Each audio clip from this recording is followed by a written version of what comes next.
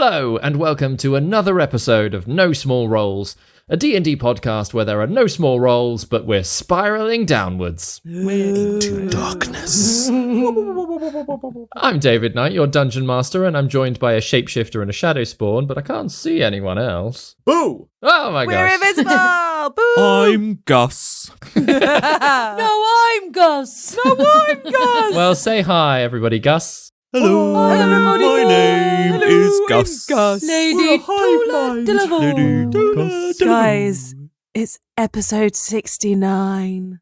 Wee. That's what they said. Wee. I like how you just slipped that in there. Wait. Hey. Wee. That's what he said. Wee. That's what they said. They said, Wee. it's what we all say. Inclusive 69 for everyone. That's our giveaway for this month, listeners. No, that's not something No, that we can physically not? achieve No. with our listeners. Will this release in February around Valentine's Day? So you get 69 I for mean, everyone. do we just hold this one off until Valentine's? You're having someone going down on you. You're having someone going down on you. Wow. Consensually. Okay, TPK. TPK. TPK. Total party kinky. Yay! Now that we've brought attention to the number of the episodes, shall we cue the theme tune?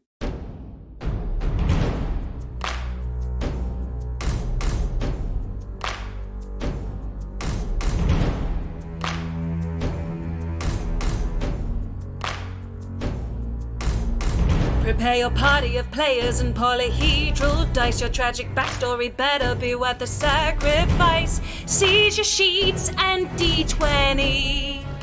Let's play D&D. Your haggard character swaggers with daggers in each hand. You've all discussed what you must, but even better laid plans.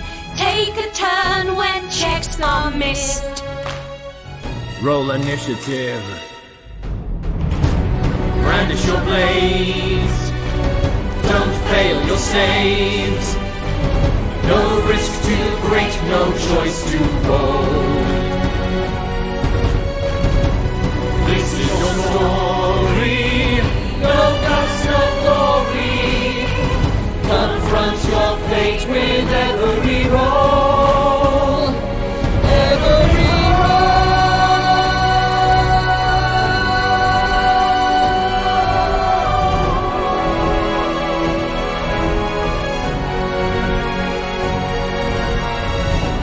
rises inside, one who will pay the price. Their chance of success will rest upon the dice. No risk too great, no choice too bold. This is no small rolls.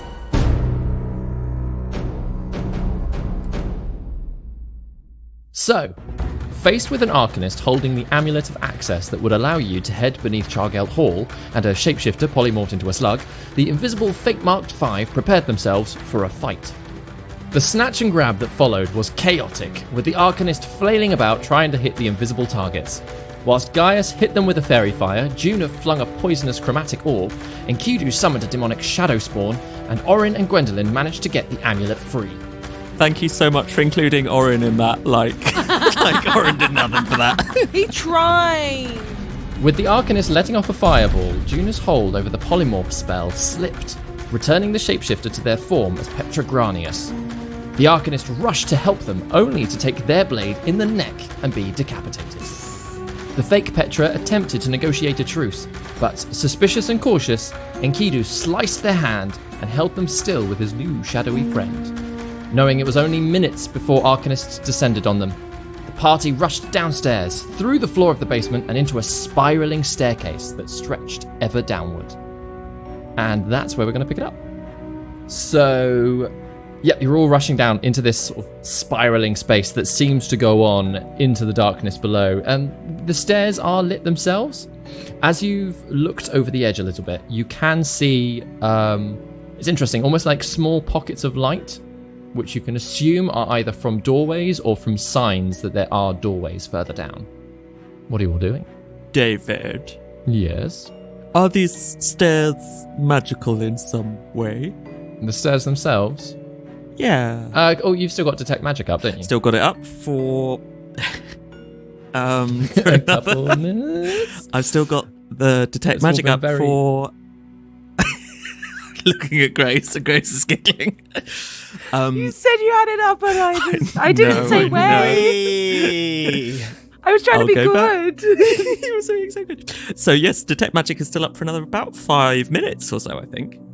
Yeah, about that. So, whilst... I'm trying to think what kind of magic there would be. Basically, the stairs themselves almost have a magical light emitting from them so that they can be seen in the darkness. I think that might fall under evocation. Yeah. But you know that it's not in a dangerous way. Like you're Yeah. seeing, you're registering that it's the light spell that you catch with your detect magic. I think my question more is that like they're not magically enchanted, that we're just going to keep going down them and never reach the bottom. No, Or something like There that. is Cool, there okay. is a bottom to them. Yeah. Lovely. Carry on running down. Cool. So as you are heading down, there are. It kind of does slow a little bit, in which the like sort of the steepness of the stairs flattens out ever so slightly. The sort of the descent still carries on, but there are a number of doors on this slightly flatter bit before it then sort of descends even further down. So, are we still like under magic and stuff, or can Gwendolyn wave her hand around to do the still like the talky thingy with the message? Situ. I think like just sort of as a given, as we're going down the stairs, Juna and Gaius sort of checking in, right? Great. Rather than us regaling every single conversation. I think it's We're keeping checking that in contact. everyone's So together. as we're doing yeah. that, Gwendolyn is going to ask back to somebody if Orryn can see the scrying orbs that he'd noticed in other rooms in this area. Good question. Can I see him, David? You cannot see any scrying orbs, no. Oh, thank God. As for you that. look around, any forms of defense or anything that you'd picked up beforehand? No, not going on down here. Ooh, I report that back down the message chain. No, looks like we're not being watched. My worry is I will report down the message chain that anyone who turns up at the top of the house, they will have seen a big monster thing and Granius seemingly getting dragged down here. Well, at least, and I'll send it back. Well, at least though they'll know that Granius isn't Granius because Granius stabbed the Arcanist upstairs. Yeah. Yep, that's true. And Granius will know they're not Granius too. Yeah, that's true as well. Yeah. So But might lead to some confusion and doubt.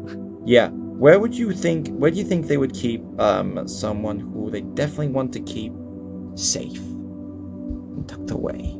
David, do any of these doors have anything magical about them if we're now all on this floor with doors? It's like the flattened level, isn't it? Yeah, a slight flattened level with 3 doors on this space before it then continues down. And yeah, sort of peering over the edge of the banister of the stairs, you can see it kind of does that a couple of times. There's like a flattened level, which you assume has got some doorways down there. No, there's nothing particularly magical about these doors, actually. Nothing, it's not giving off any airs. They seem to be like fairly basic metallic doors, almost like an iron or a steel or something, but completely solid, with a handle. Any insignia on the doors? Nope. No, not marked on at all. Good question. So, remind me again. So, we've reached like some kind of landing. There are 3 doors. It's still completely dark around us. The stairs continue down. So yeah, it's dark, but the stairs themselves are giving off enough light that you can see where you're going. Yeah. And the stairs continue down. Yeah. Um, This is almost like first sub-basement level. Enkidu will point, gesture around the door, hoping Orryn can see to indicate a message. Orryn watches Enkidu. Sorry. Gaius will message. Yeah. Oh, sorry, I can't see.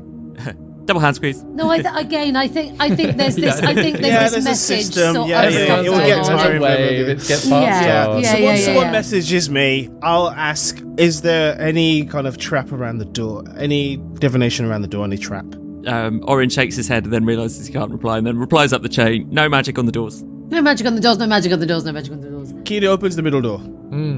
So the middle door reveals an empty room. It's a long, narrow room with a bit of a contraption at the end, with sort of an arcane rig is the only way to describe it, almost like a ship's wheel at the end, but without any of the sort of crossbars.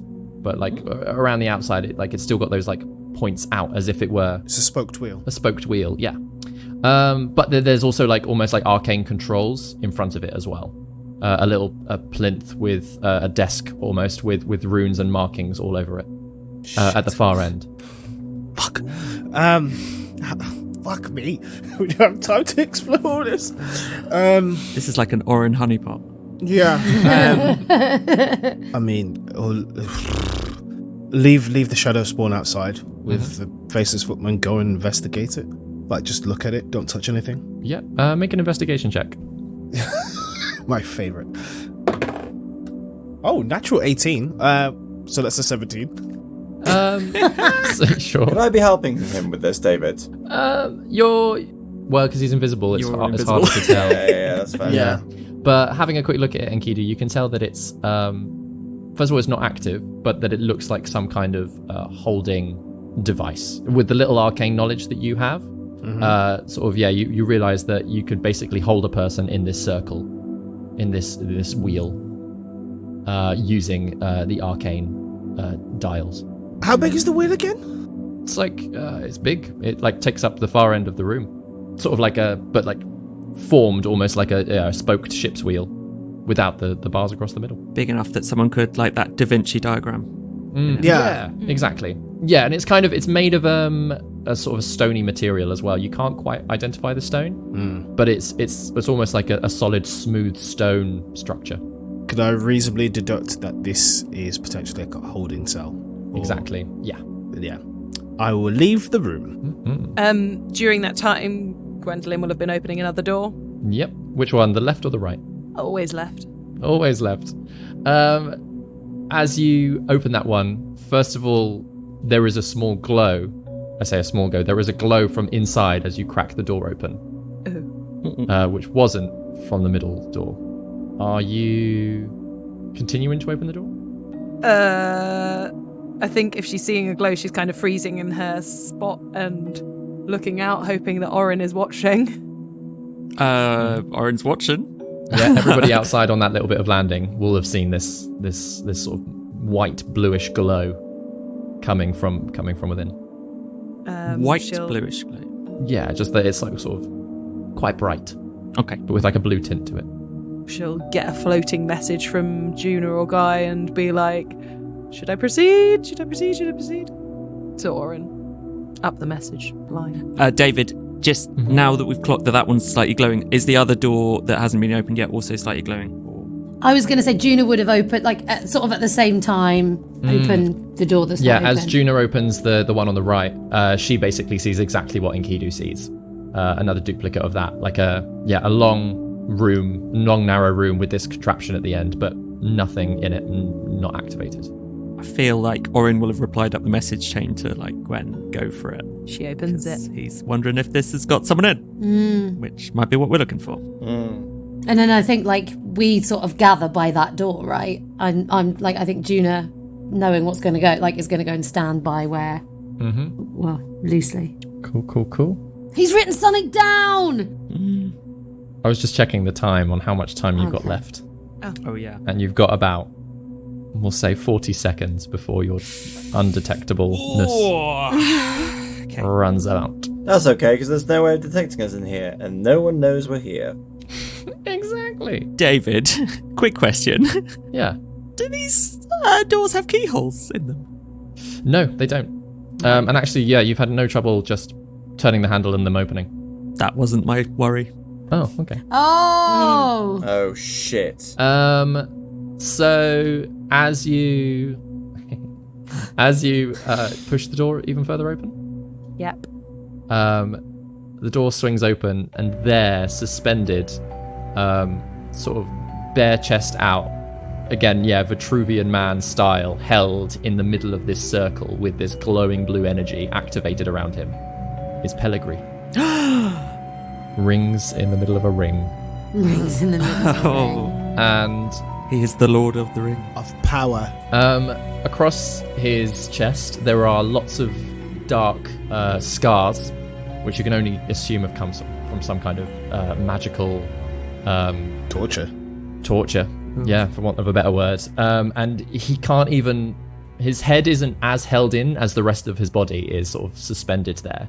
So he does kind of look up a little bit as the door opens, and he frowns as obviously he doesn't see anybody enter. Where is the Shadow Spawn and Petrus? Are they going to hang back? Are they going to come in? Are they?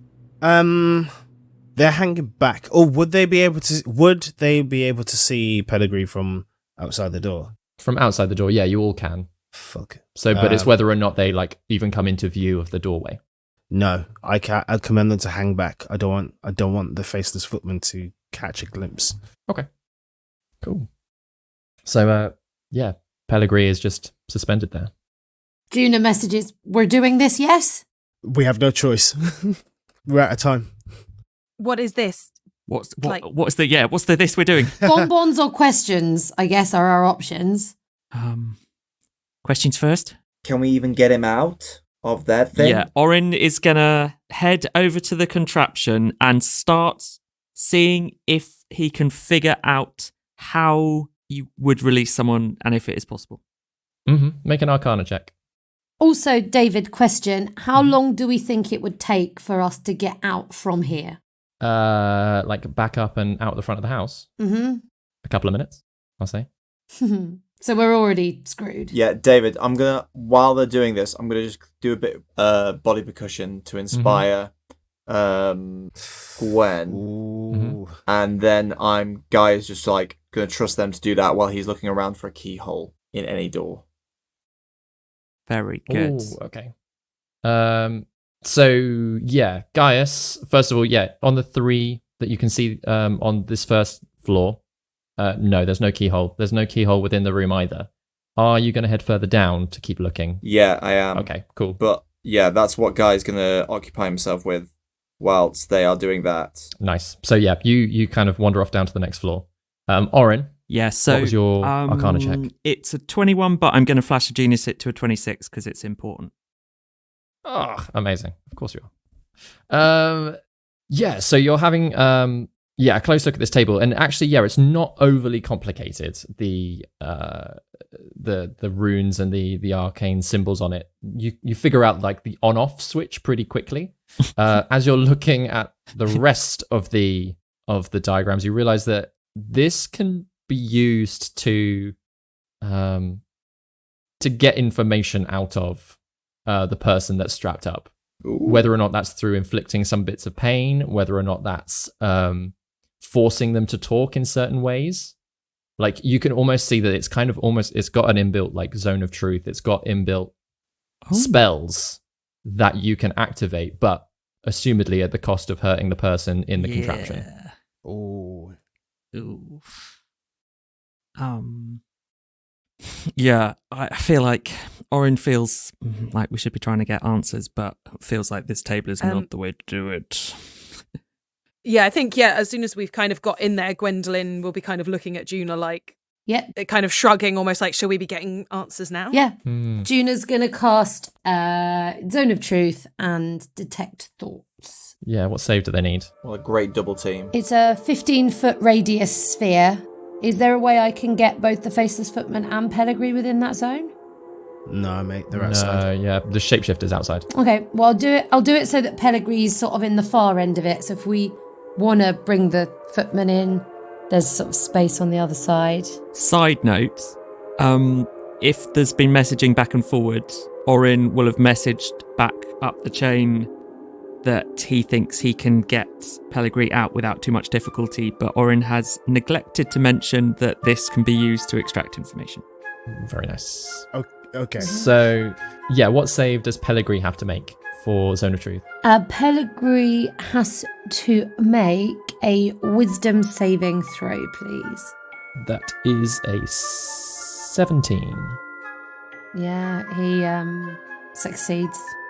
Succeeds on that, but you can still hear his thoughts. Yeah, I can still hear the surface level. And most of the surface level is just confusion, and he's kind of looking up, wondering who's opened the door. He can hear footsteps, but he can't really tell how many. A part of him's like the thoughts of like, is this another kind of trick from the Arcanists? He's really confused, but holding fairly still. Juna sort of sends down the line. It was Enkidu, wasn't it, who was going to ask the questions? But it might be safer to Might use be somebody best who for- can do message. Or Orryn was gonna do. Oh, I don't know what anyone else is gonna do unless someone messaged me. Yeah, I think this is Good like idea. another message. Fine. Yeah, I can message. Can I retcon then that where I gave my bardic inspiration because for some reason in my head I thought it was Gwen. As in, like, you thought Gwendolyn I thought would be Gwen was asking going to do questions. the questioning. I don't mind whatever you decide. Yeah, I'm happy for you to switch it. Okay, I've If you switched just it. wanna- Retcon. Reckon. Yeah. So Who are you've you got giving it bardic to? inspiration to Juna. Yes. Cool. Cool. Nice. I think then in that case, Juna's going to message in, if that's okay, if that's something that she can do. David? Into Pellegrini. Pellegrini. Oh, okay. Yeah.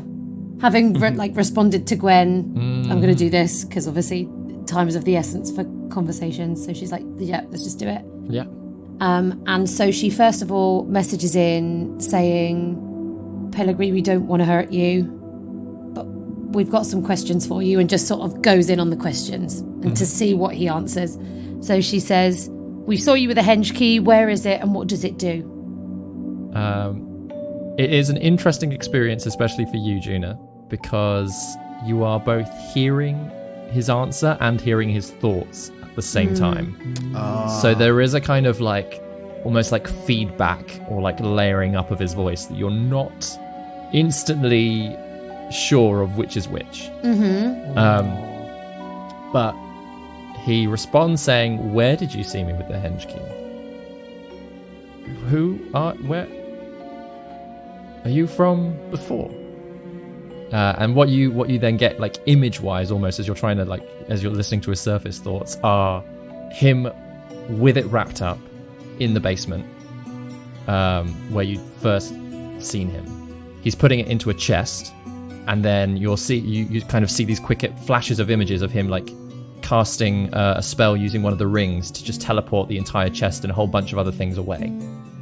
And then, recognizing your voice, he's seeing images of you, sort of almost like it's an interesting thing, trying to like seeing images of you stood in that basement under Sallow 16, where you'd seen him. It's like seeing the opposite viewpoint. Yes, but I have a vested interest in the henges, particularly the witch in the woods. So if you could tell us, if you comply with us right now, there is a way we can get you out of here. But we need to know for our own reasons. Again, in his head, there are images of almost like stereotypical witches in woods as he's trying to understand what it is that, like, you said. And then there's a witch on a broomstick sort of flying across the moon. Loads of these weird images. And then sort of a picture of a vest, as you said, vested interest. And he like imagines his clothes that he's not wearing anymore, like, and there's almost like a longing for the clothes that he missed. And he's The like, henge key! Could you What? please tell us about this henge key? I can come with you if you let me free. We need information before we can let you go. That's all everybody wants at the moment. Information. And then it's more flashes of some of the torture that he's been through. Sort of just, it's less like clear, these images, but they're much more sort of emotional bursts of pain, which are slightly seeping into your mind as he pictures them, and almost looking at you with this sort of telepathic link that he's bouncing backward and forward between you and him. He's almost trying to push some of those images even further toward you. We're not going to do this to you. We're not those people, but we need to know the answers. And if you help us, we can help you. That is the deal that's on the table. So are you going to tell me about this henge key? Or are you going to suffer more of this? Because I feel like that's your options right now. Those aren't my only options. Doesn't look like you have many other options right now. There's always other options. If you're talking about your shape-shifting friend, they're not coming for you. Again, there's like flashes of conversations that they've had in the past Pellegrini and their shape-shifting friend, as you put it. This is your last chance. The henge key. And I think at this point, I mean, fuck it all. She's going to try and cast Detect Thoughts one more time. Mm-hmm. Are you going to push even further in? Even further in, yeah. Yeah, this is not working. It's a 16 this time. Matches. So yeah, you push forwards just a little bit, and it's almost like, as you're trying to like reach, you almost catch glimpses of things before he senses it, and then there is just a string of random imagery. There's him sipping a drink on a beach. There's a massive tree. There's a mountain exploding. There's going for a swim. So you're not gonna comply? I don't see exactly how you're helping me. There's no proof of you, wherever you are. I can't even see you for one. And all you've said is give me answers or you won't let me free. Well, no, I if said give us answers. I said give us answers and we will free you. But if I give you answers, there's no proof that will happen. But if I set you free, there's no proof you will give me answers. Then we're stuck, aren't we? We are stuck. And you've come all the way down here just for me. Not just for you. Are you heading further down then? Yes. Let me know what you find. I was really interested. He kind of sighs, hangs his head a little bit. I think whilst he's sighing, like, Juna's gonna message Guy to sort of pass on to the others. Like, he's not giving me answers unless we let him go, and I'm not letting him go unless he gives us answers. He seems to think there's interesting things below. I can't get into his thoughts. Which, Gaius, as you've headed downstairs... Oh, of course. Yeah. It's alright, I'll say, like, there's enough space, sort of distance-wise. Gaius will have picked up on that message, but you've reached a floor with only one door on it. It doesn't have a keyhole, unfortunately. Damn. But it's up to you whether or not you continue down or you look inside of this door. Can I open the door? Yeah, it's not locked. I creak open the door a smidge and have a look in. As you kind of like poke your invisible head inside. This room structurally is much the same as the cells upstairs. It's a long, thin, straight room. What is slightly off-putting about this one is that each wall to your left and right, as you look in, is filled with little alcoves, and each one contains a bell jar, a big domed jar in each of these alcoves, with kind of glowing, statuesque busts contained within. Those alone, like sort of they sort of fill up a couple of the alcoves. There are a few alcoves that are empty. Yeah. But they stretch the length of this room. That in itself is very interesting. But what catches your attention ever so slightly more is the plinth at the far end with a handprint on it.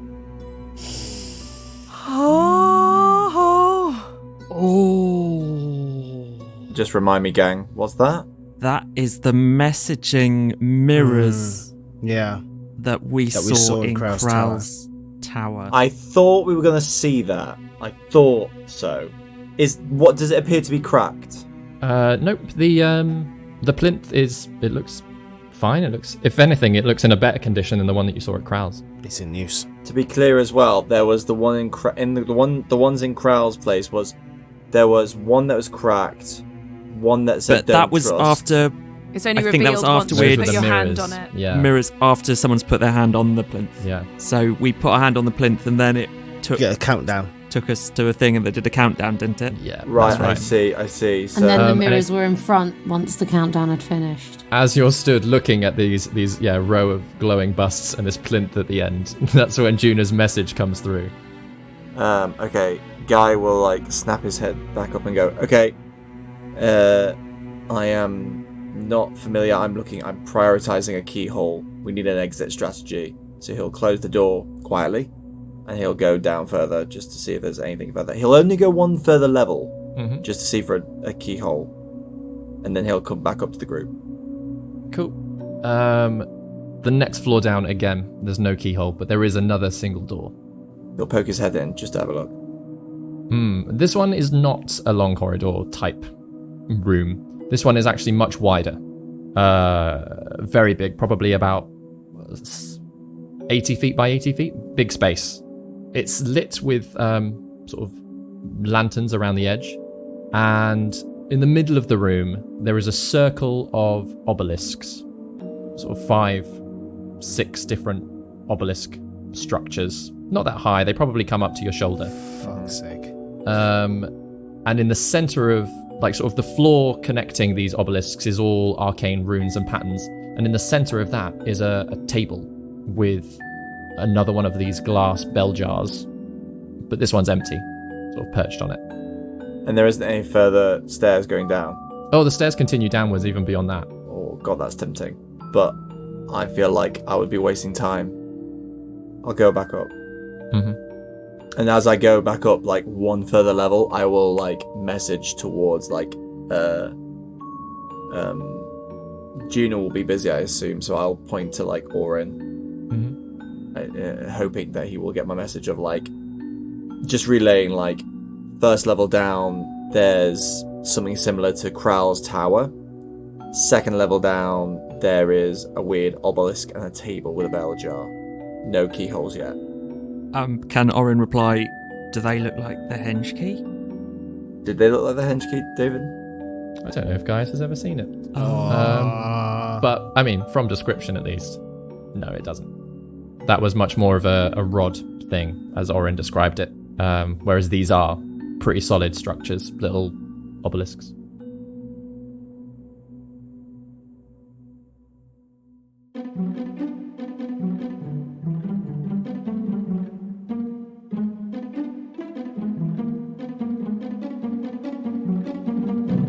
Grace here, keeping you updated with all things No Small Roles related. I hope the title of this, our 69th episode, is bringing you as much immature joy as it has brought me. Thank you all for going down this podcast path with us here at No Small Roles. Now, if you are a lover of podcasts, you may be interested to know that both Vicky and Darrel are soon to guest on a brand new podcast from the Dot Collective called A Map to You, Life Stories from the Living.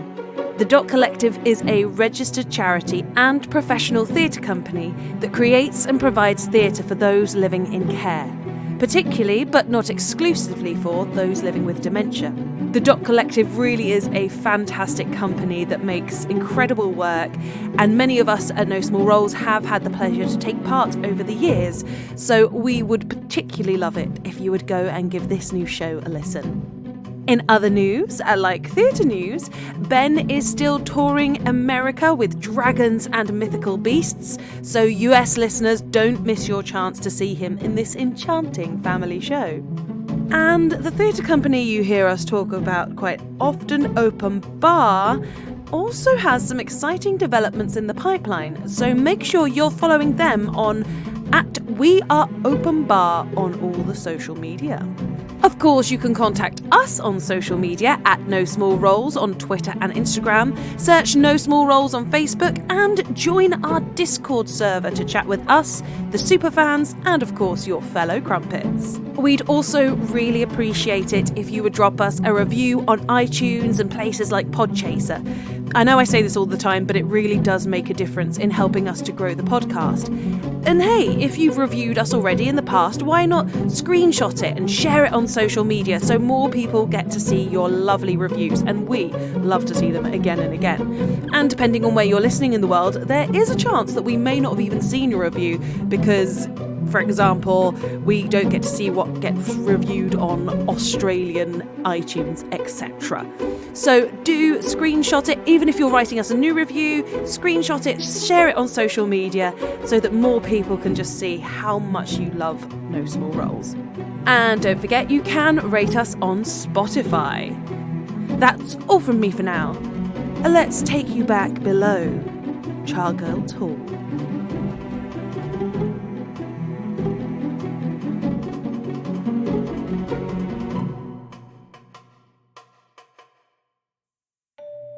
So back as you rejoin the others, Gaius.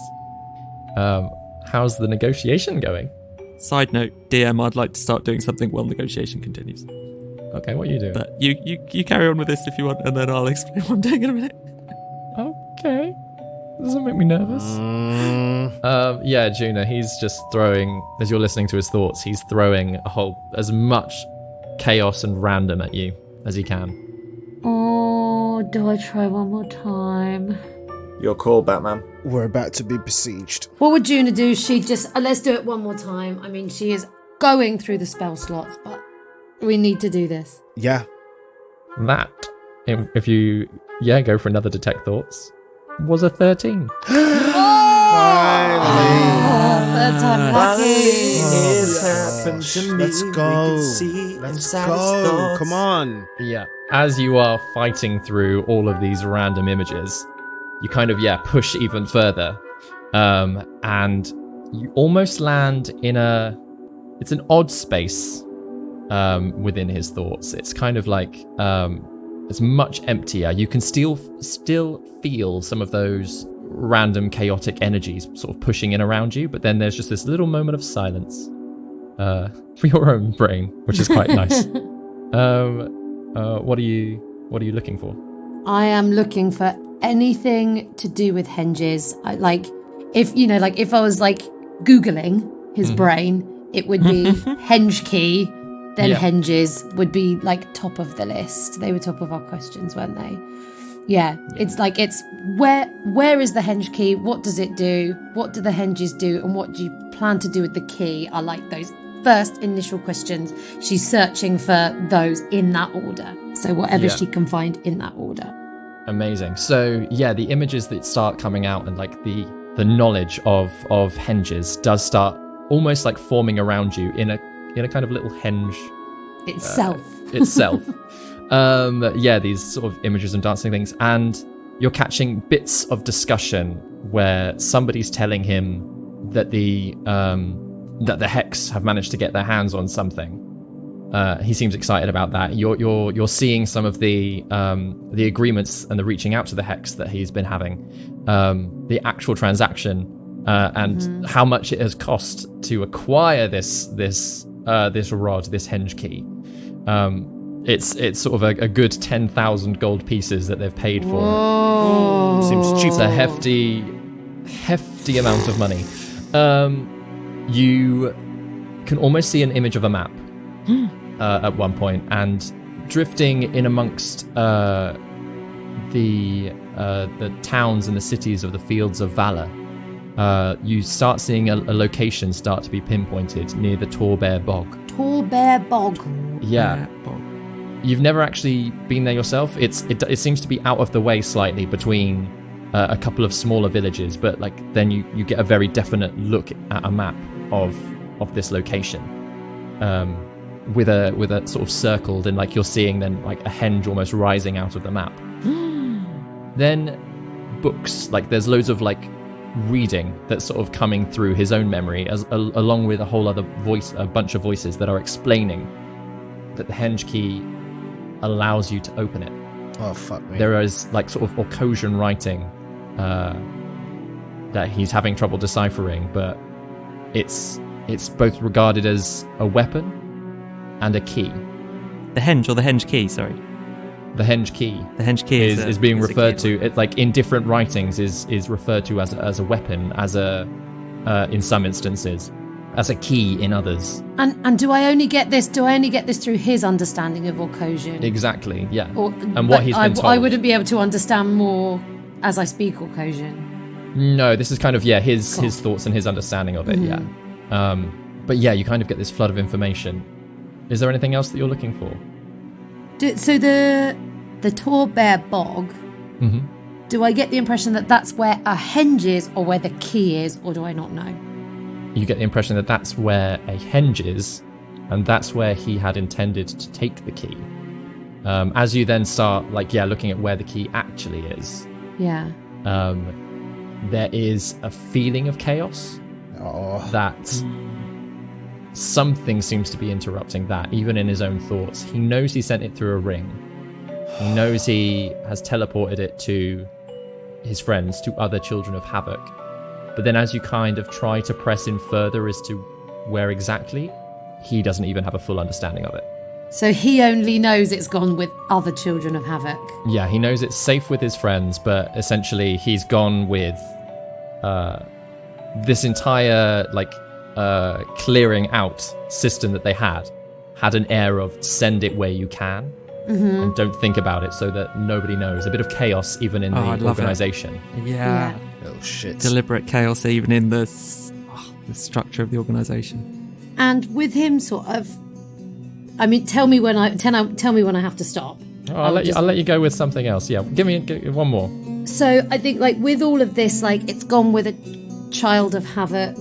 There's chaos within the organisation. I'd quite like to probe into what he specifically knows about the children of havoc. Does he know how many of them there are? Does he know where they are or where they could be, basically? Yeah. So you push forward for an answer as to more information about the children of havoc, and you get a lot of joyful images. There is a lot of chaos, a lot of pranks amongst them, a lot of jibing, but also a good, strong feeling of family. And from his perspective, you see 5 other figures. There are no names attached to them, but there is one that is shifting in different ways. There is one you can assume is Dane, the archer, as he's sort of juggling knives and that was his name. Striking things very exactly. Hawkeye, At last we find out his name. We did find out. I'm joking. You see a dwarven type fellow laughing away, sort of relaxed back. There's any indication of his class would be helpful. There's and his hit points. a tiefling woman with yellowish skin who, she's giggling away in a corner with a drink to herself. And there's Herren Ilwyn.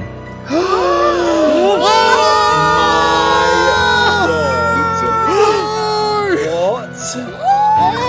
Quite jovially and quite relaxed.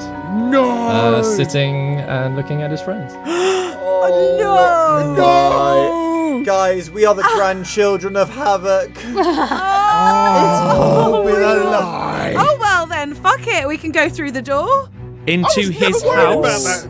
Into his house. He doesn't know that we know. He will He soon. will. He doesn't know. Oh my. He won't. God. He doesn't know what we've been up to. He knows things. doesn't Changes know. everything. So hang on. So there was the shifting one, Faceless Footman. There was Dane Archer. There was Giggles. What, And did any where of those was recognise Herren Giggles? going?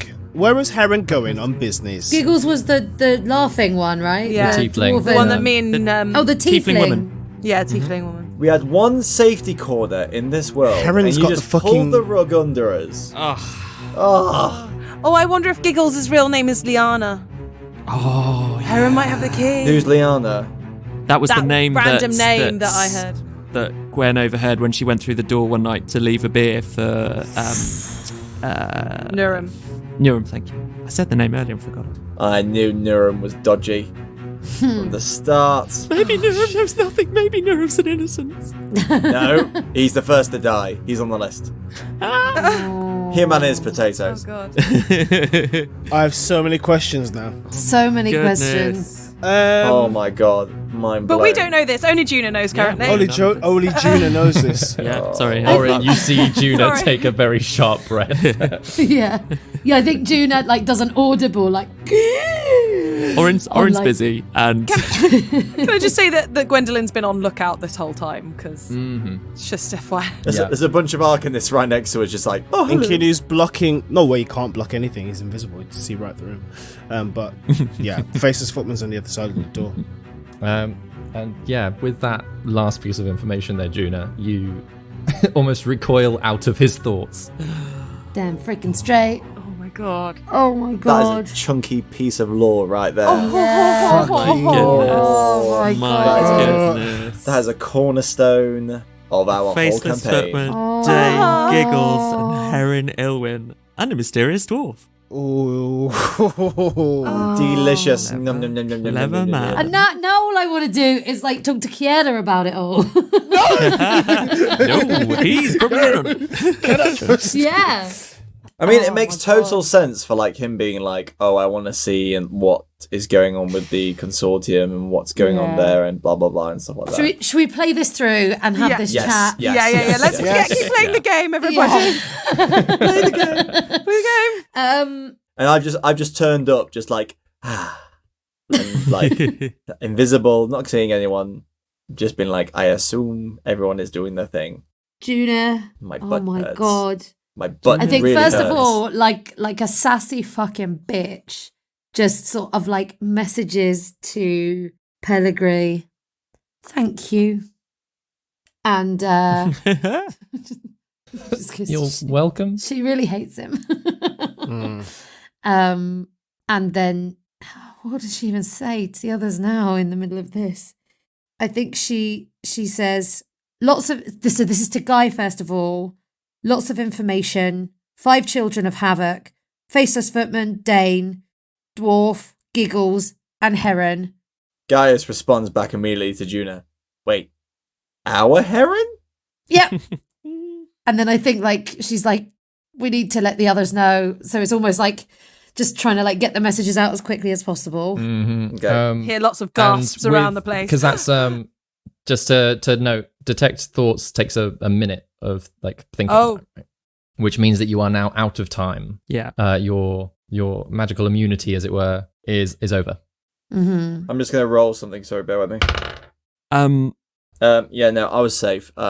Gaius says "fuck me" in his head. He doesn't say it out loud. Sure. Orryn, what have you been doing this whole time? Yeah, so Orryn has gone over to one of the other metal doors that isn't this one in this room, has gone inside the cell, and with a combination of his various smith's tools, his blowtorch, and his tinker's tools, is it possible to engineer a keyhole in about a minute? In a minute. In a minute. I'm gonna need a this is keyhole tight. to get me back to another hack creature. Everyone's room. God. It's going to be very difficult. I know you're an abracalad. But can you make a blacksmith's tools check? Come on, buddy. Come on. This Blacksmith's is tools check. it. Yeah. Using my intelligence, using my strength, using my dexterity, what? Using your dexterity, I will say, because you're trying to be precise and make a small keyhole as opposed to just blast a hole in this door. Cool, thank you. Using dexterity. Yeah. Come on, everyone. This is your time, Orryn. This is your Yeah. time. Orryn's been doing that whilst whilst Juna was inside. Yeah. Cool.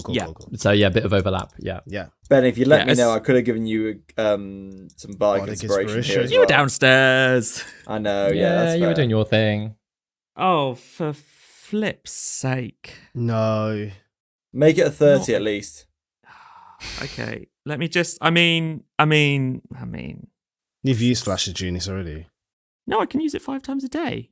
That's not the problem. That's why he's an abracadabra. That's not the problem. Oh, because you rolled a 1. Yeah, I mean, David, so I'm going to tell you the result first of all. Yeah. So the good news is, Yeah. I rolled an 18. Okay. The bad news is it was technically a natural 1. Okay. Okay, so it doesn't make a hole. What you realize as you close the door to give yourself some balance against making the keyhole and stuff and getting ready to test it. You close the door and there's no handle on the inside, and then you don't make a hole, so you just close yourself in one of the other cells. Oh my flipping days. Is what we will say. That's your natural 1. Oh no. So intent and oh yeah, this is a great idea. I can focus on this thing, and then you close it. Yes. You focus. You go, this isn't working. Oh, how do I open the door? again? Gwendolyn's been on lookout out there that whole time. Can she realise at some point that Orryn's been in there a bit too long and just open it? Yeah. Thank you. Yeah. Assuming he's gone to the toilet or something, just wanted some privacy, and brief knock on the door outside. As the messages have gone up the chain, we all know by now, right? About Yeah. Enkidu immediately just turns around, draws the scimitar, walks outside, slices the Faceless Footman's throat. And the Shadow Spawn will, after that, will just tear their head off. Well, first of all, I'm going to say make an attack roll. Because obviously they're going to squirm as you approach. Oh, I mean, they can't see, but as they feel a blade against their throat. And they're being held. They are being held. So you get what? You get advantage on it?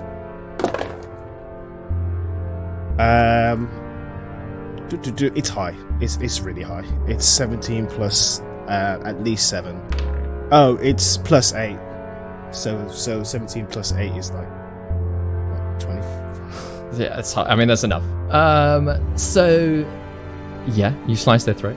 Jesus. This image of Petrogranius flashes between a whole bunch of people, quite violently turning into, and this is horrible, it's turning into like old people and children and all of them like bleeding out in front of you.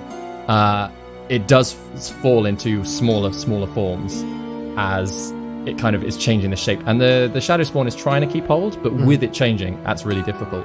Eventually, the body stops shifting and a ring explodes out of their pocket and just the body disappears. I take the ring.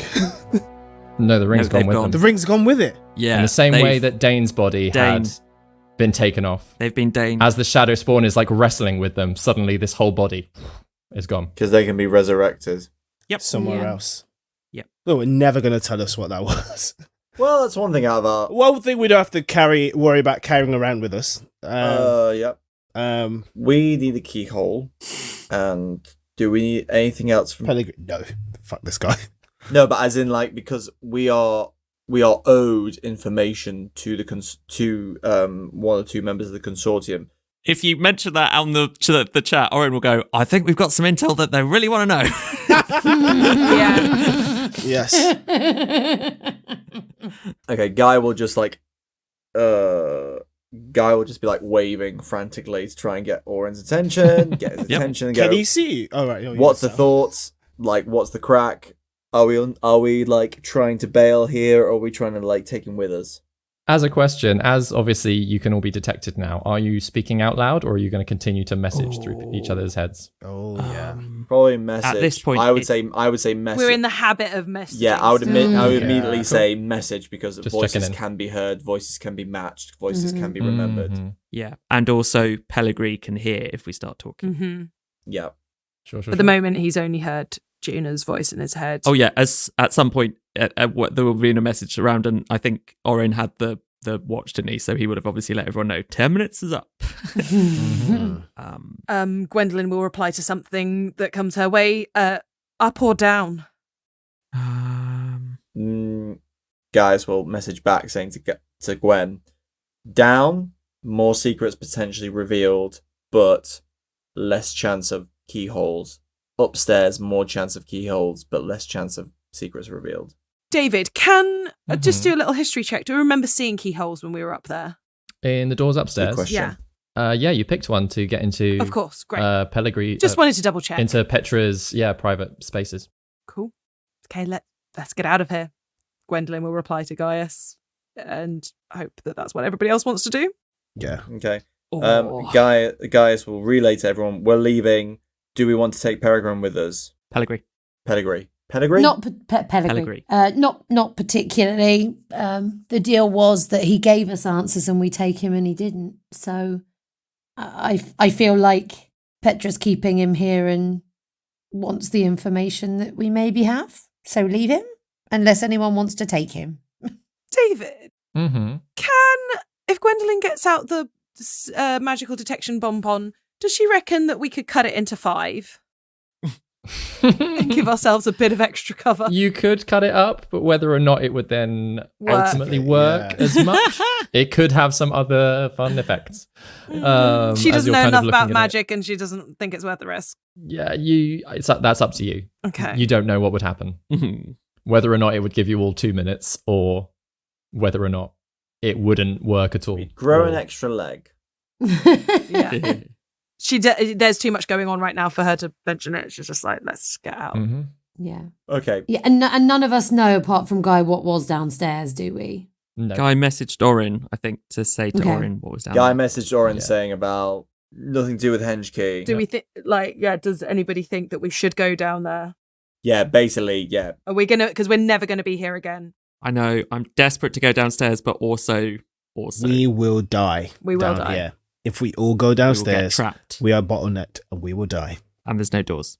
Then let's go. Yeah. Other than curiosity, there's nothing we need downstairs. No. Let's go upstairs and find the keyhole. Mm. I will just shout out very quickly to every single person just to get a final Mhm. vote. So Juna. Yeah.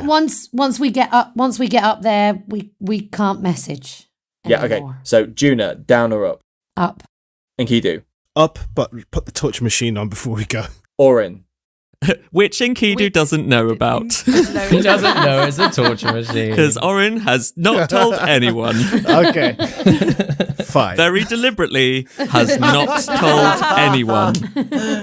After we've just seen Yeah. a horrific death in front of us as well. Yes, Orryn specifically has not told Enkidu, is what's happened here. Orryn, up or Orryn down? reluctantly ums and ahs and then goes up.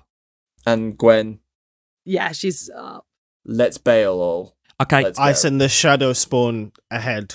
She's leading because she's fastest, and As you do start exiting the room, though, Oh, for fuck's Um, sake. like clearly there are all of you making a way out, so it's like sort of people leaving a room, the door moving. You do just hear Pellegrini shout out, "What makes you think you're not implicated?" I will yell back. You got 15 seconds to explain that comment, my friend. Otherwise, we're gone. And realizes he said it out loud and has gone, "Oh, oh. You've been doing what we've been doing. Leave. Leave. Don't let him delay us. God damn, Leave. no." You cause as much havoc as we do. Leave. What's weird is that I've strangely started to like him now, and then Gaius is eyeing up the thing now. He really has a Yeah, yeah, yeah. point. he really has a point. He has a valid We have point. caused Strong point. so much much chaos. havoc. So much havoc. And Kidu will just whisper, don't give him the power. You're not the same as him. We are leaving. Let him rot. Leave him here. We have to live. Gaius will turn and follow. Orryn will grab Guy's hand, double squeeze hand, the message thing. Message. Hey, buddy, what's up? Hey, can you message Enkidu? Maybe we shouldn't take that thing back upstairs. We're not going to be visible, but that thing is going to be very visible. Or otherwise, can you ask him to send it in a different? Oh, this is a second message now. Sorry. Can you send it in a completely different direction to us? Which room are we all going to? We all need to go to the same place. We can't message up there. Okay, fine. I will relay to Enkidu. Keep the Shadow Fiend down here, cause a bit of mischief with it. And which room Said are like we a all- true child of havoc guy. Yeah, I know, right? I know. Oh my god. Oh my god. my God. I am. You know what? We said we weren't going to do any more spiraling. I am spiraling so hard right now. So hard. So hard. As you approach the Oh, can I reply the top to of that? the stairs. Oh, sure. Yeah, sorry, yeah. Someone else can go ahead of it. If someone's waiting for us, Shadow Spawn can be decoy while we run the other way. I will hang it back until the coast is clear. Okay. End of the message. As you head up and start approaching the opening, there is a lot of foot traffic up there. Fuck. But then Before- Gwendolyn's going to stop before she gets too close for Exactly, it yeah. to open. Before it opens, you can hear a lot of rushing backwards and forwards. There's muffled voices. Does it seem but like they there's- can't get down because we have the amulet? You can't tell the panic.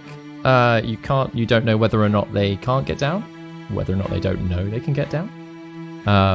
But there's Whether a lot they've of discovered a decapitated body in the ballroom. And they don't know that there's Exactly. anything down here anyway, because maybe Yeah. only some people, very few people know.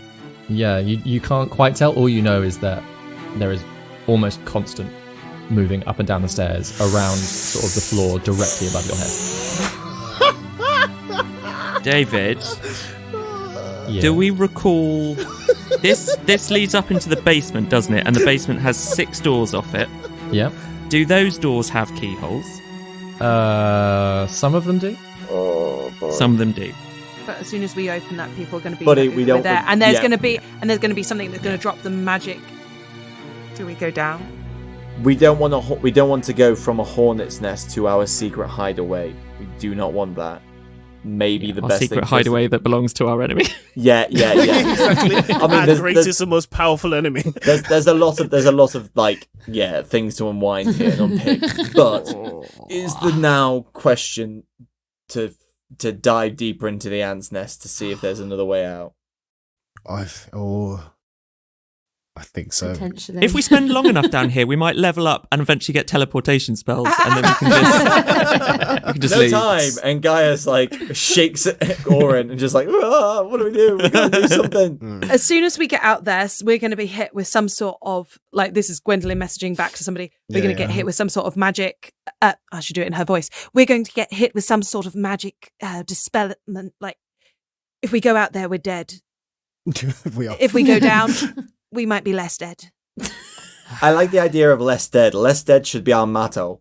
Yeah, I like Thoughts? I like the idea of less dead too. Spiral down to less dead? We spiral down. We spiral Spiral down. down to less dead. And we Oh can my find out gosh. what those mirrors are about. Oh my god. Jesus. Oh god, oh god, oh god, oh god, Oh god. This is. I'm loving Let me it. just roll 4d6 6 times because I think it's reached that point. Nope. Have ye of little faith. So, as you go down, Oh my gosh. are you going to go into any of the doors on the other floors? Are you just going to carry straight the way down as far as you can? I mean, I want to go in the mirror room. I want to go in the mirror room. I'm not going to lie. If we're going to Mirror nearly room. die, Yeah. I want to go in the mirror room. Sure. Sorry. In my room. I was just talking like my my niece then of just like, this is what I need to do. The panic. It's just like, the panicked messaging that's going as we go traipsing back down the spiral Oh. staircase. Was it the next floor down was the mirror room, or was the next floor Yeah. down the stone room? So the next floor down was the gallery of glass bell jars with the plinth at the end. Is that the one you're going into? Yeah. Yeah. Yeah, we need to know what that does, right? Yeah. We need to know something else. We have to come up with something else after all this. So you head on in. Again, are you closing the door behind you? Are No. you No, not no closing leaving it open? Wonderful. I'll leave the shadow spawn outside as a sentry. How long's that? Nice. That thing last? Nice. Hours. An hour concentration. Oh, nice. Amazing. Beautiful. Is there a handle on the inside, David? Not of this one, no. That's why I was checking. Can the shadow spawn open doors? Yeah, it can do. It's humanoid. Like it's humanoid. Like very muscular, taller than Enkidu, and it's like wispy, shadowy, glowing red eyes. It's humanoid. It can do everything you want it to do. Can we call him Slim Shady? He has a name. I've just not said it. Marshall. Wow. So yeah, Slim Shady then. No. Okay. So yeah, he's sort of positioned outside, and the rest of you edge on in. Gwendolyn actually wants to. Or is Gwendolyn going to stay at the doorway? Yes, she can see. She's got good eyesight. She can see what's going on from far away. Okay. She's keeping an eye on everything going on. David, Yeah. detect magic is still up, I believe, for another. Was going to last another 4.5 minutes after our thingy dropped. Mm-hmm. Are these spell jars magical? Yes, very much so. Okay. There's a strong necromantic magic coming off of all of them. Good. As you walk on in. Oh My man. favorite What is- kind of magic. As you kind of edge into this space with each of these, each glowing in slightly different shades, different colours. Each of these busts. There are no labels or So anything. there's like busts inside each. Each in in each each side, bell jar. in each bell jar. Yeah, kind of like head and shoulders of a person. That's kind of quite ethereal, almost ghostly, you could say. Do we recognise any of them? Yeah. From any of the pictures upstairs, for example. Chargelt. Oh, you recognise all of them from the pictures from upstairs. Oh no. Are we in a crypt right now? Basically, and as you look down, you see Petrogranius, Oh, you see no. Hilda de Sosamel, No. you see Anton Karna. No. You do not see Adathul Chargelt. We do not. We see Petrogranius' head in a bell jar. Yep. Because Oh, her body's We- still walking around and it's got we Chargelt see- in it. Petrogranius' head. Oh. Yes. Floating about. Orryn goes to point at it to everyone and then realizes everyone's invisible. And then as you kind of edge into the room, each of these ghosts and these busts do turn a little bit to watch you all in curiosity. They can see us. Yep. Burn them all. Oh, goodness. Oh, Burn no. them all. Can we talk to Burn them? them. Burn them, guys. So a fucking burn to, them. to clarify, just for my own dyslexic head, for our viewers, I am dyslexic. Listeners, What did I say? viewers. It's just for the As five you of said, us. dyslexic, so it's perfect. You know what? It's canon, guys. It's Hey. canon. So in theory, then we can say that one of the founders of the consortium is still alive through possessing the people who are Don't know. in charge of the consortium, Theory. and I think it's the a strong spirits, theory. the bodies are It's a in pretty these strong busts theory. down here. They could be an Enkidu situation. There could be an Erida body walking around as the head of the Oh, consortium. I think she's. A robot. I don't think she is a robot. I think she's repossessing the bodies of each new head. Is there any high-ranking wizard that just goes, you know what, death? It's not a big deal. Let's just accept it. All of them. Like all of them have done it. No, I want to live forever. I want to be They've like all a weird done that. form of a No. lich. You didn't listen to him finish his sentence. His Sorry. sentence was saying, The other way around. yeah, he's saying Okay. nobody just accept death. No, Sorry. Like, they all fucking... they all they're want to fucking- live forever. Oh, my gosh. Ah. Oh, we are in the House of Chargelt. Burn them. Burn them all. I think we should try and talk to them. Gwendolyn messages as all this is going on in messagey headiness. Juna's definitely up for a chat. We have to get out of here as well. We have to escape. They know exactly who we are now. So, Chargelt is... Wait, we're invisible still. How are they looking at us? They can see invisibility. If Orryn can do it, Holy shit. they can do it. Right, I'll walk up to one. I'll walk up to Of one. course. One of them's Chargelt, right? No, Nope. No. Chargelt is not that's there. exactly the Granius. thing. One of them's That's the Granius. point. One of them is Yep. Granius. Go with Granius. Alright, I'll go to Granius. I'm like, what happened to you? Almost like ethereally, like out of the bottom of this bust, just a hand presses up against the side of the glass, and you can see her mouth moving, but you can't hear anything. Can I, attempt to decipher what their lips are saying? Anything at all? Make a I don't know. Can Enkidu lip read? I imagine he would have to, pickpockets on the street and I'll stuff. say make a little perception bit. check. And It's going to be communication very with high. Light, because Light didn't talk much. Well, Light had their own sign Oh. language, which Yeah. they taught Enkidu, so it's not really It's universal. not lip reading. No. Okay. And they could speak anyway, when they wanted to. Nah, dude, that's low. No, you can't quite make it out. And how can I interpret the way they've put their hand in the glass? Is it like they're reaching out, or they in pain, or It's all quite slow in the way that they're moving. Yeah. And yeah, even this little handprint that comes up is kind of like wispy, glowing a soft, teal color oh my gosh, for Petra. And it's you're not quite sure whether or not it's like a pleading or whether or not it's a warning of some kind or what it is. You can't be certain. They're definitely trying to communicate something with you though. you're right. But they look like they want people to understand. Mm-hmm. Like maybe if someone were to look inside their thoughts, they would be compliant. I think it'd be quite difficult to look inside the thoughts of a ghost, Cool. unfortunately. Fair And enough. Juna would know that. Yeah. I love that as a sentence. It's difficult to look in the thoughts of a ghost. Juna would know that. She's well travelled. Yeah. She's well She's travelled. well travelled. Gosh. Gwendolyn is wondering if any chats come into her head of what if we just lift the bell jar? Lift the bell jar. Enkidu lifts the jaw, slowly lifts the jaw. So as you lift the whole thing, yeah. first of all, you realise that the glass itself is sealed to the base. Ah. Meaning that you can lift the whole jar and the platform that it's the little sort of circular platform that it's on. Mm-hmm. But it, even at a brief check, it doesn't come free, that bottom bit. But I can lift the whole thing. Mm-hmm. So you can carry Yeah, I'll pick it up. Petra Granius Yeah. in in a bell jar. Right, I do Add that. that to our inventory. I pick it up and like put it down. So How we can big all is she? See. Would she go in the bag of holding? Can she go in a caddy? It's probably about a foot high.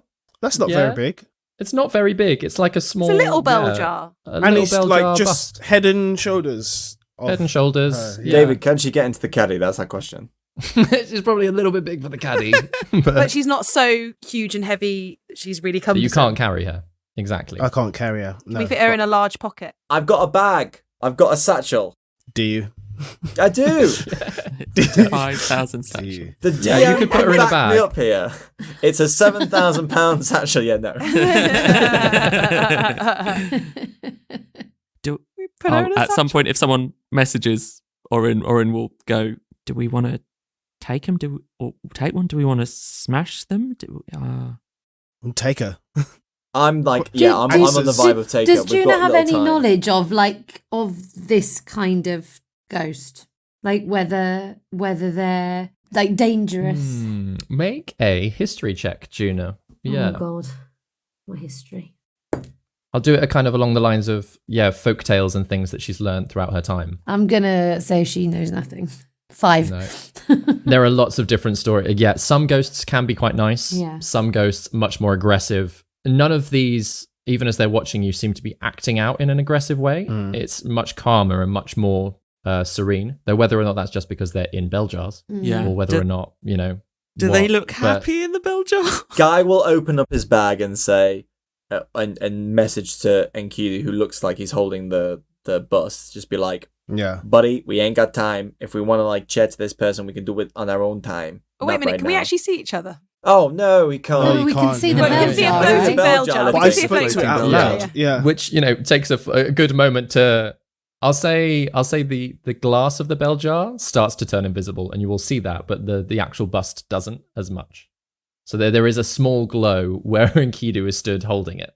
Through the system that we've got going, Sure. Yeah.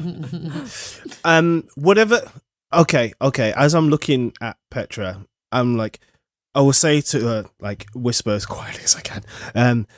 No matter what your beliefs are or were, or what you are trying to do, there's nothing that can be done until you tell us more. So you're going to have to come with us, so you can have your say. And then I don't know. I will just. I can't see anyone. I want to give it. As you're kind of looking down at this ghost, though, again trying to like read its reaction. Yeah. There are some, in a very Enkidu way, there are some odd hand gestures Yeah. where she's trying to imply, all right, I'm on board, maybe, or she could be threatening to kill you. It's hard to say. There's like a flappy hand, almost like a thumbs up, like rubbing the edge of the bell jar. You hope that means it's good. Gaius will slightly tug the jar out from this like floating space Mhm. and just like allow it to go into his satchel. If Enkidu allows that, I don't know. Yeah, I can only assume it's like one of us doing that. Mhm. Yeah. And yeah, as it's kind of, and Enkidu, you know that it's going into a bag from the way that the view of the ghost starts Yeah. disappearing a little Sure. bit more, and is then completely covered over as the top of the bag is closed. Yeah. This is so not how I imagined this going. No. But we need to leave with something. Stealing a ghost Yeah. head. We We've got need something. We've got no. the thing. We've got the. We've got Petrogonius, yeah. we've got a We've butt got a ton of lot. information. Just if as we well. can Yeah. get out. We just Now need we to need get to out. get Need to out. escape. So much shit. Do we want to check the video calling system or Yes. show? I'm tempted to check the video and calling system and just check in on where everyone's at. But on the other hand, we know what it does. And Do it yet? Like, yeah, fuck it. we ain't We've got got time. ghosts. We've got a ghost in a jar now. Just keep going down. But maybe there's interesting information in the video calling system. I agree, but the feds are upstairs, literally banging on the doors. We gotta Whoever they'd call with a video calling system is probably upstairs. go. Yep. No, we know where the video calling system goes. And Yeah. it doesn't go upstairs. Yeah. To one of the recipients of the others. So whoever would be standing on their side of the mirrors, receiving the call, would be upstairs, is what I meant. So it goes to the other. Whoever's yeah. hand would go on it would be upstairs. You mean? Yes. Yes. So, but like anybody that would see us, it would be people very far away. Yeah. But yeah, I'm assuming like it's like a wizard zoom, which is what I called it last time. And none of those folks who are on the other side are at home. They're literally upstairs. That's what I meant. Yeah. A descending staircase. Oh, look at the descending staircase at the end of the episode. The other people on the other side of the mirrors wouldn't be upstairs, though. No. It's the other founders. Yeah, that's Just yeah. so you Yeah. That was Oh, that was okay. my point. Yeah. Yeah. It's Kral, it's whoever the other Yeah. things I It's was are. assuming the current consortium members were using the same thing. No. That's what I meant. No. I don't think so. Let's move on. Oh, look Yeah. at the bottom of the stairs. Yeah. I really, really want to have a go, but I don't think Yeah. that's what, as a party, we would do. We'll just Anyway. keep. Oh, look, yeah, the bottom we've of the gone down to stairs. the. We're at the more next steps level. down. There are so many more steps down. So yeah, you go past the door to the large room. Do you go in there with the one with the obelisks that Gaius again has told you all about?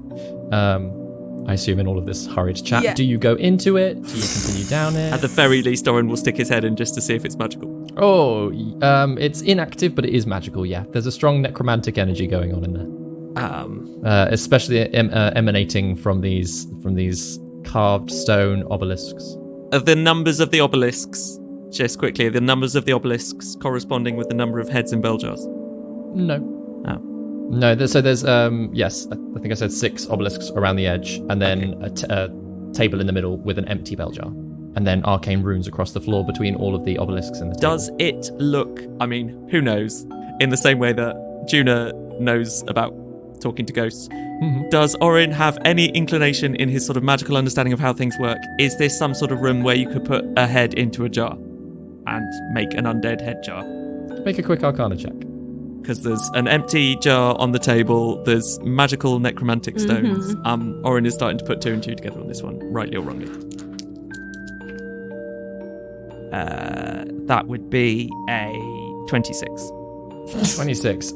Yeah, you could say that this looks like the ritual, the place in which you would extract someone's soul and put it in a bell jar. Wow. Orryn will double squeeze Guy and be like, this is the room where the heads go in the jars, and we don't need to be in here, let's go. Let's go. Let's go. Go. Down. Amazing. So actually, as you continue downwards, there are no more flat platforms or sort of flatter platforms. No more doors. Oh, man. Shit. And you keep going down, hoping that there's another one. Keep going down. You're going down for about 5, 6, 7 minutes. And you hit the bottom as the stairway does end. It's gotten colder and colder as you've descended. And as you sort of reach the base of this stairwell, it's rough stone, slightly damp from just the cold and the condensation under here. And there is a very long tunnel pointing ahead of you. I hold whoever's nearby, because we've all like come down like bustling next to each other. I hold each other's hands and go and just give a squeeze and start walking forwards, because we've either got like arcanists behind us or darkness before us, and I think the darkness is more. This now encouraging. becomes the decision. I think we're getting into the territory of the invisibility is going to wear off. Yeah. Like, this is our decision now, isn't it? We start to tentatively walk forward, Holding hands? holding hands. Yeah. I hold the Shadowspawn's hand. Amazing. It's my friend. As you start down this tunnel, the first few steps in, small orbs of light start appearing above you so that you have a better view of where you're going. But with each step, it almost feels like there's a small rush of wind blowing in your face. And after a few, one of you turns around just to see that you've traveled much further down this tunnel than you felt like you had. You've taken maybe 10 steps, and it looks like you've taken 100. Like a magical travelator. Oh, no. It's a portal. Still not. It's very much not a portal. You Okay. can still see the light at the bottom of the stairs from where you've come. And ahead there is a distant light as well. And the more you walk, almost like the faster and the further that you're traveling, until after no time at all, actually, you reach a wall, and there is a single door there with a keyhole, And it's all lit up with more of these sort of orbs of light. So it is up to you whether or not you get through that door using the homeward door key or see what's beyond. Holy crap. Oh. Can we hear anything on the other side of the door? We'll make a perception check. Guys, I will check. Yeah, guys, get on it. Perception. 15. Yeah, even with a 15, there is one overriding noise. You can't hear people moving around. You can't hear signs of life. But even as you've been moving further and further into this tunnel, Gaius, you've been hearing it. You're used to different types of sounds. And in some ways, this particular sound is more unnerving for you than it is for the others. It sounds like you're underwater. we're under the lake. Beneath the lake, aren't we? Lake Era. Possibly. There's the sound of, being like that muffled underwater, like you've got water in your ears kind of noise going on. Guy messages to messages to Orryn. We can open the door, look, and close it, right? Have you mentioned the water sound to her? There's a water sound on the other side, buddy. Okay, if there is water literally on the other side of this door, we might not be able to shut it again. But my question is, why would they construct a door that's got like water on the other side? You know what I mean? David, does the door open out from where we are or into where we are? Into where you are. So it opens towards Why you. would they have... why would they... and this is messaging. Why would they have a door in their, like, secret hidey hole that just, like, bursts water through? Whilst this is happening, Gwendolyn looks through the keyhole. Yes, please. Thank Good you. call. Sees a goldfish. Wonderful. Make a perception check, Gwendolyn. Gwendolyn. Gwendolyn. Hercules. Go on, Deli. I shouldn't have done that. 14. 14. It is quite dark beyond. You can see some larger shapes. There is the smallest amount of light, again, almost like refracted as if it were underwater. You don't see any water in the space, though, but it's incredibly dark in there. She kind of, through our system, relays that to the group. Mm-hmm. Could be an aqueduct. It could be magic. We don't know. But yeah, this door must go somewhere useful for Chargelt. Short on time, guys. Do we want to do a vote? Could be a tunnel that leads us all the way to Twaintide. It's not that far. Spoons! It's not that far.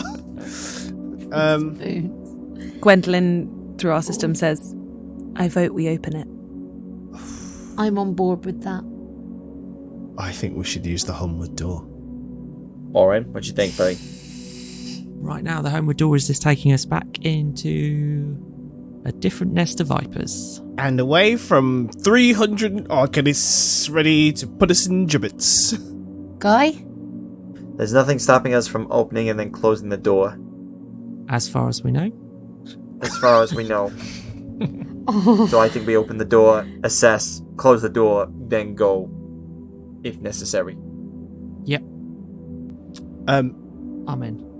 Okay. Mm-hmm.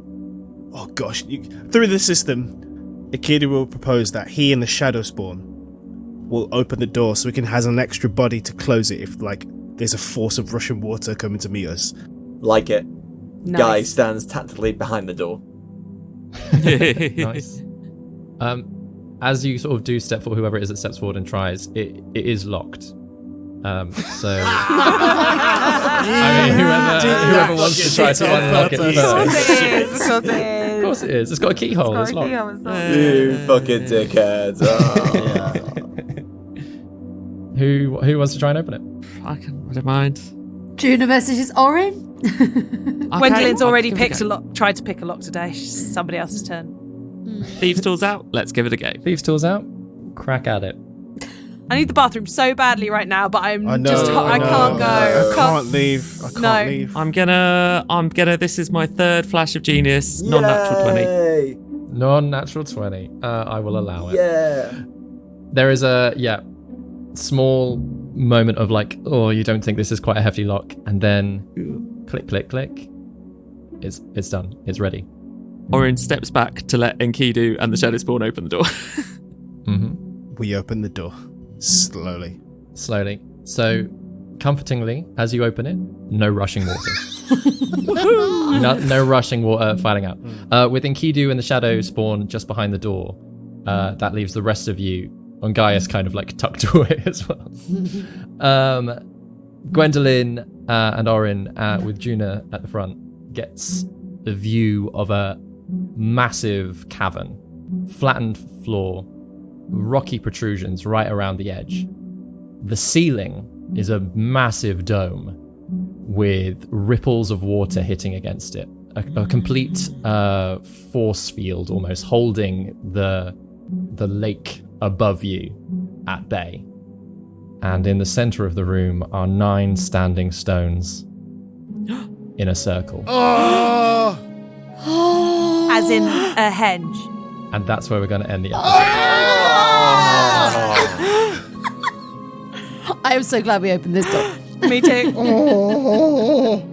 It's a henge. It's an underwater henge. It's an underwater henge. What the fuck is happening?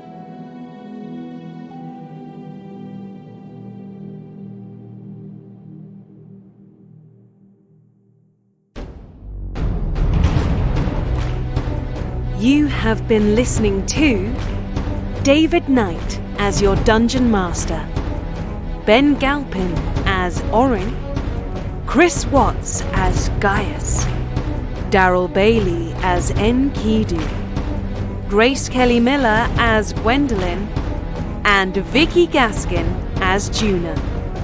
Original music by David Knight. Please tell your friends, subscribe and follow us on all social media. Thank you for listening to No Small Roles. Anon for now.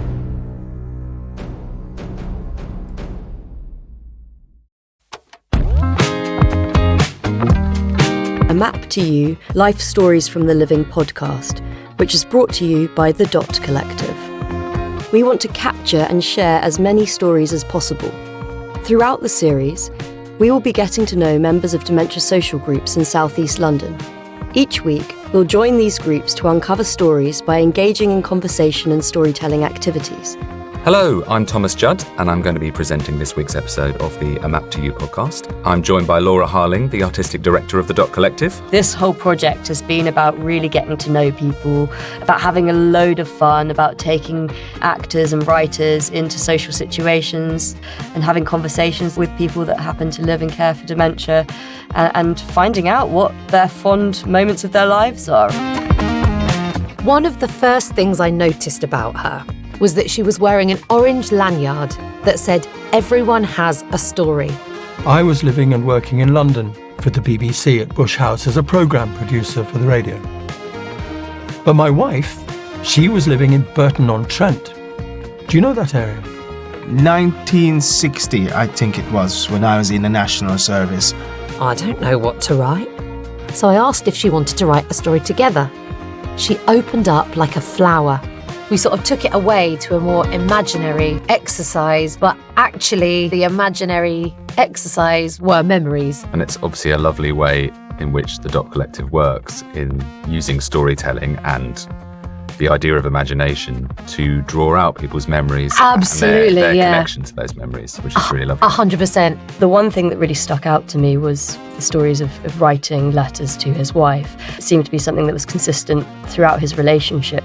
And we then wrote so many letters. I would write how much I missed her, how lonely I felt without her. 14 boys and they loved wrestling with me. I was strong. You were the strongest. Yes, I was the strongest. Now, look, now I've told you all my secrets. Anyway, I'll tell you more. I'll fetch my book tomorrow. Do excuse me being a bit slow. I've had rather a long sleep. I don't like the cold, so I tend to stay inside pretty much all of the winter. When everyone else was shutting themselves inside in that heat wave last summer, I was out in my garden. Racing around, actually. Vicky, can you tell us all about Timmy? Sounds like quite a character. It was when I put something in the fryer, some chips or something.